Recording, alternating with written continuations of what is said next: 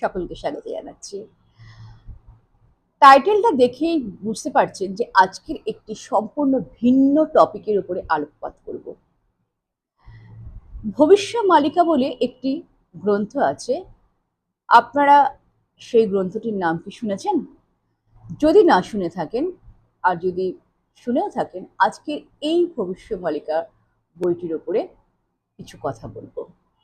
এই ভবিষ্যমালিকা গ্রন্থটি যবে থেকে প্রকাশিত হয়েছে তবে থেকে সকলের রাতের ঘুম কেড়ে নিয়েছে। এর আগে বহু মানুষ বহু ভবিষ্যৎবাণী করেছেন এবং তার উপরে বহু গ্রন্থ প্রকাশিত হয়েছে, কিন্তু ভবিষ্যমালিকায় লিখিত ভবিষ্যৎবাণী বর্তমানে অক্ষরে অক্ষরে সত্য বলে প্রমাণিত হচ্ছে।